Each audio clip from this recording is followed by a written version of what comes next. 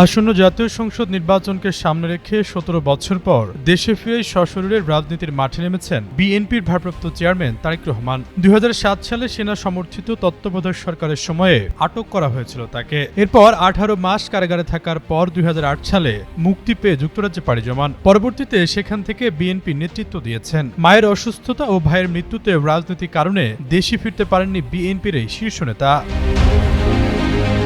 আওয়ামী লীগ সরকার পতনের পর গত ১.৫ বছর ধরেই তারেক রহমানের দেশে ফিরে নিয়ে অনেক ধরনের আলোচনা হয়েছে। বিশেষ করে মা খালেদা জিয়ার স্বাস্থ্যের সংকটপূর্ণ অবস্থায় তার দেশে না ফেরার সমালোচনা কম হয়নি। এমন আলোচনা সমালোচনা এবং রাজনৈতিক অঙ্গনে যখন নির্বাচনী উত্তাপ চরমে, ঠিক সেই সময়ে সকল যদি কিন্তুর হিসেব ভেস্তে দিয়ে ২৫ ডিসেম্বর দেশের মাটিতে পা রাখেন বিএনপির ভারপ্রাপ্ত চেয়ারম্যান। বিদেশে থাকা তারেক রহমানের জন্য তার দলের নেতাকর্মীদের মধ্যে যে উদ্গ্রীব অপেক্ষা ছিল, সেটা তার ঢাকায় ফেরার দিনে বিমানবন্দরের আশেপাশে এবং পূর্বাঞ্চলে ৩০০ ফিটে দল আয়োজিত সংবর্ধনা স্থলে বিপুল মানুষের সমাগম থেকে অনেকটা স্পষ্ট হয়েছে। তাই এলো ইনোভার, যেন আপনি লাইফে থাকেন রেডি প্রতিদিন। Innova, designed for now.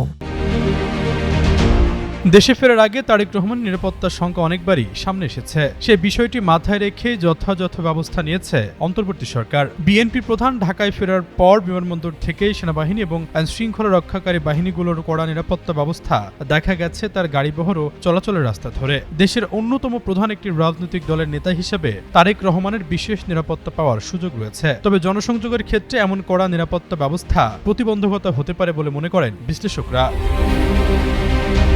এদিকে বিএনপি চেয়ারপারসন খালেদা জিয়ার অসুস্থতায় দীর্ঘদিন তারেক রহমান দলটির নেতৃত্ব দিলেও এখন নির্বাচনের আগে বিভিন্ন রাজনৈতিক চ্যালেঞ্জ তার সামনে রয়েছে। শীর্ষ নেতা হিসেবে জাতীয় নির্বাচন ঘিরে কৌশল নির্ধারণ বা অনিশ্চয়তা মোকাবেলা ছাড়া অস্থিতিশীল রাজনৈতিক পরিবেশ, বিরোধী পক্ষের সমালোচনা বা চাপ, কূটনৈতিক পর্যায়ে অবস্থান, সাংগঠনিক নিয়ন্ত্রণ শক্ত করা এবং বিভিন্ন বিষয় থাকবে। তবে বিএনপির স্থায়ী কমিটির সদস্য সালাউদ্দিন আহমেদের মতে, দেশের সার্বিক খারাপ অবস্থা, মানুষের প্রত্যাশা পূরণের দিকগুলোই দলটির জন্য অনেক বড় চ্যালেঞ্জ হবে।